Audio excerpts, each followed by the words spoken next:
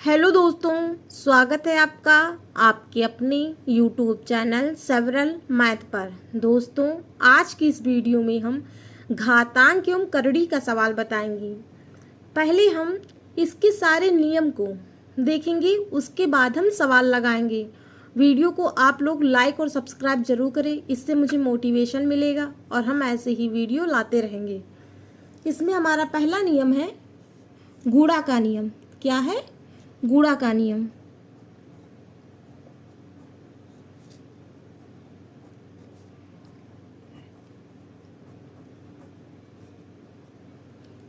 इसका क्या है?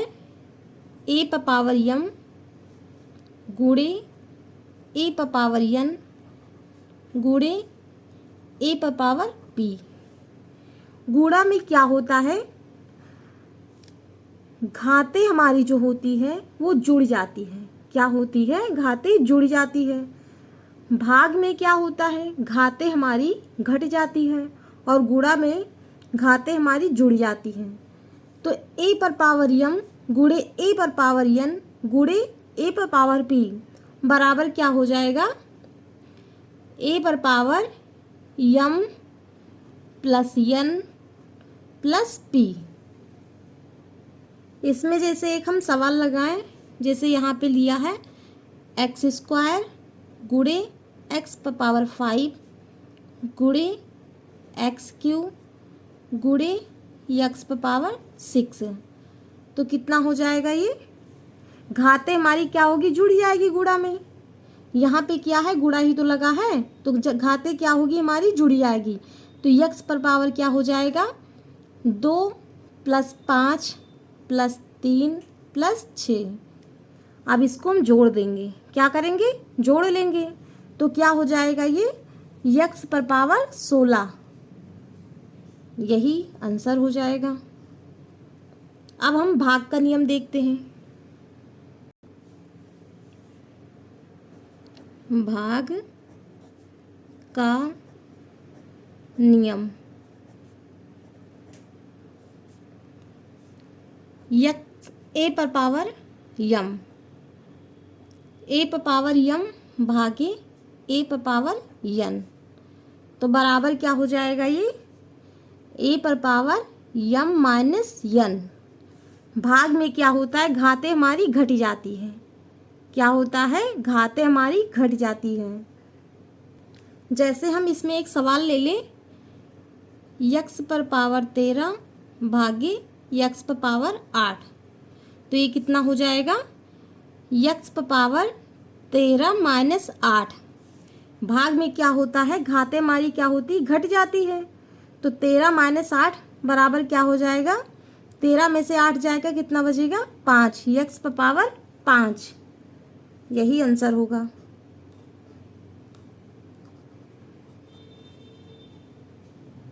अब अगला हमारा नियम है घात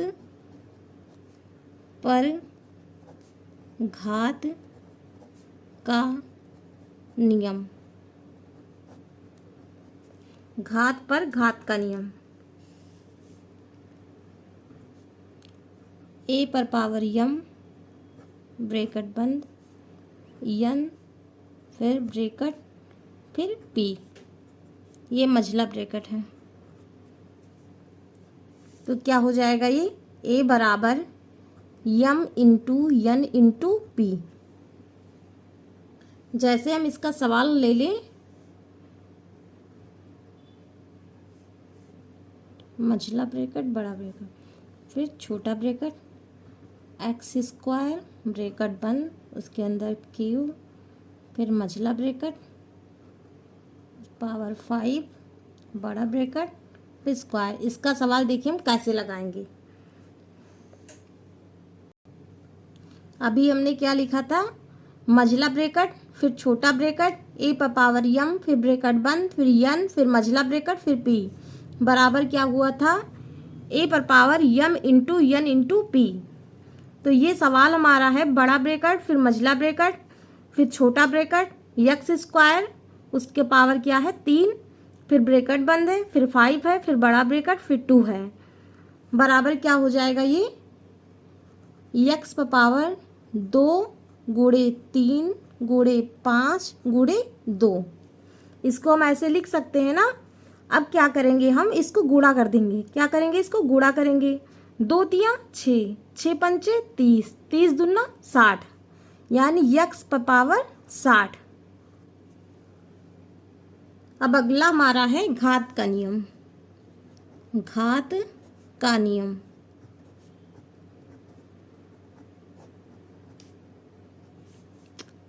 a पर पावर 0 दिया हुआ है, तो इसका मान क्या होगा, 1 होगा।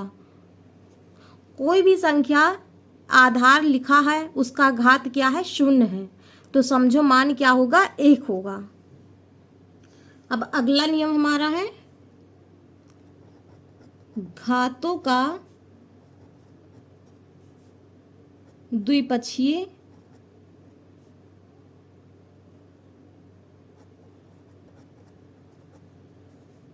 नियम। घातों का द्विपक्षीय नियम। a पर पावर m बराबर a पर पावर n। तब क्या हो जाएगा, ये m बराबर n। क्या हो जाएगा, m बराबर n। ये हमारा हो गया a, और b इसी का पार्ट क्या है, a पर पावर m बराबर b पर पावर m। तब ये क्या हो जाएगा, a बराबर b। क्या होगा, a बराबर b। एक नियम तो ये है, a पर पावर m बराबर a पर पावर n, तो क्या हो जाएगा, a m बराबर n। और b वाला नियम क्या है, a पर पावर m बराबर b पर पावर m, तो a बराबर क्या हो जाएगा, b हो जाएगा।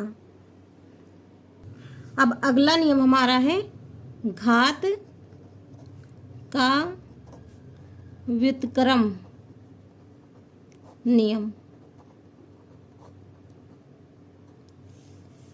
जैसे यहाँ पे दिया है, यदि a पर पावर m बराबर b, तब ये क्या हो जाएगा, a बराबर b 1/m।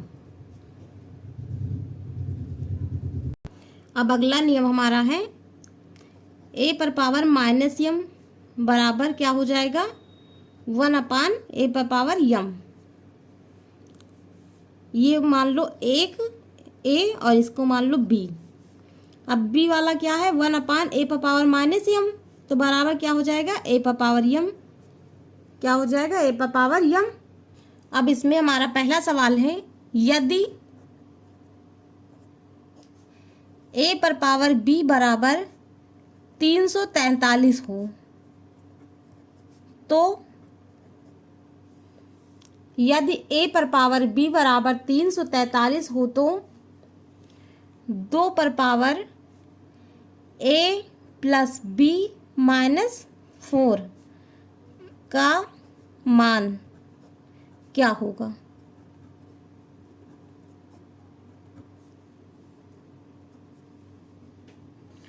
इस सवाल को देखिए, अब कैसे लगाएंगे हम। a पर पावर क्या है, b, तो हम क्या लिखेंगे यहाँ पे, a पर पावर b बराबर 343 लिखा है। 343 का जब यहाँ हम गुणनखंड करेंगे, देखिए 343 का जब गुणनखंड करेंगे तो 3 से तो कटेगा नहीं, ये डायरेक्ट 7 से कटेगा। 7 चौक 28, 7 चौक 28 और 6 34, 6 यहाँ पे रखा तो कितना हो गया, 63 हो गया। 7 9 63, 7 7 49, 7 1 7, कितना 7 आया, 3। यानी यहाँ पर 7 का क्यूब लिख सकते हैं ना। 7 गुणे 7 गुणे 7, इसका मतलब क्या हुआ, 7 पर क्यूब। 7 7 49 7 343, यानी a पर पावर b बराबर 7 पर पावर 3। अतः a बराबर 7 और b बराबर 3। a बराबर 7, b बराबर 3। अब मान किसका पूछा गया, इसका हमें पूछा गया है। मान पूछा गया है ए प्लस बी माइनस 4, यही तो पूछा गया है इसी का। 2 पर पावर ए प्लस बी माइनस 4 बराबर क्या हो जाएगा, 2 पर पावर ए का मान कितना है 7, 7 लिख दिया, प्लस लगा था प्लस लगाएंगे। बी का मान कितना है 3, तो 3 लिख देंगे। माइनस लगा था माइनस लगाएंगे, 4 था 4 लिख देंगे। अब बराबर क्या हो जाएगा, 2 पर पावर 7 3 10, 10 में से 4 जाएगा, कितना बचेगा 6, यानी 2 पर पावर 6। 2 पर पावर 6 का मतलब क्या हुआ, 2 को हम 6 बार गुणा करेंगे। जैसे 2 गुणे 2 गुणे 2, 2 गुणे 2 गुणे 2, 6 हो गया ना। हाँ, 2 दूनी 4, 4 दूनी 8, 8 दूनी 16, 16 दूना 32, 32 दूना 64, यानी 6, 2 पर पावर 6 का मतलब क्या हुआ 64। यही हमारा आंसर हो गया। अब दूसरा सवाल हमारा है, यदि ए पर पावर बी बराबर 169 हो तो ए माइनस 1 पर पावर बी प्लस 1 का मान क्या होगा।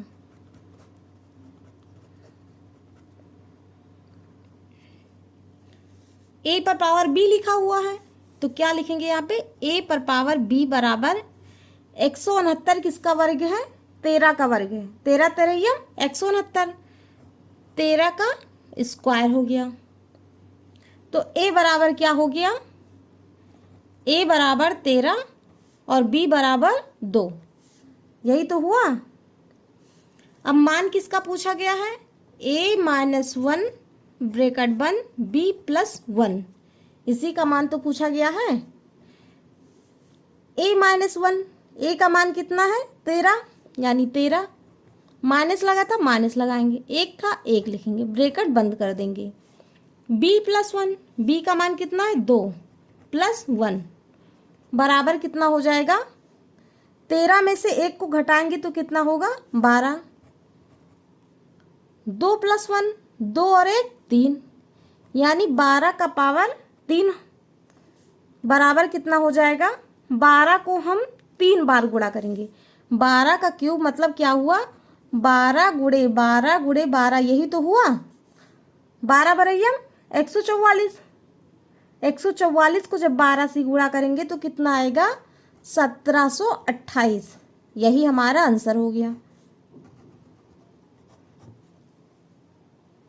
अब हम करड़ी का सवाल लगाते हैं। इस करड़ी में हमारा पहला सवाल क्या है, करड़ी 42 प्लस, फिर करड़ी में है 42 प्लस, फिर करड़ी में है 42 प्लस, ऐसे ही करते लगातार ऐसे है अनंत तक। अब हम 42 का जब गुणनखंड करेंगे तो कितना आएगा, 7 छंग 42, यानी 7 गुणे 6, अंतर कितने का आया 1 का आया, अंतर कितने का आया 1 का आया। सवाल क्या था हमारा, करड़ी में 42 प्लस 42 प्लस 42 प्लस ऐसे ही अनंत तक था। हमें इसका ऐसा गुणनखंड करना था कि एक अंतर 1 का आए, ऐसा गुणनखंड करना था कि अंतर 1 का आए। तो 7 छंग 42, 7 में से 6 जाएगा, कितना बचेगा 1 ही तो बचेगा। जहाँ पर अगर करड़ी में प्लस लगा हुआ है, यहाँ पर अगर प्लस लगा हुआ है तो बड़ा वाला आंसर माना जाएगा, बड़ा वाला हमारा धनात्मक होगा और छोटा वाला ऋणात्मक होगा। अगर यहाँ पर माइनस लगा होता, अगर माइनस लगा होता तो छोटा वाला धनात्मक माना जाता और बड़ा वाला ऋणात्मक माना जाता। तो यहाँ पे प्लस लगा हुआ है तो आंसर कितना आएगा 7 ही, कितना आएगा 7, यही हमारा आंसर हो जाएगा। जैसे यहाँ पर दूसरा सवाल है, करड़ी में 12 प्लस करड़ी में 12 प्लस फिर करड़ी में 12 प्लस, ऐसे ही लगातार अनंत तक है। इसका मान मुझे ज्ञात करना है। अब 12 का गुणनखंड हम ऐसा करें कि घटाने पर उसका अंतर 1 आए। अंतर क्या है? 1 आए।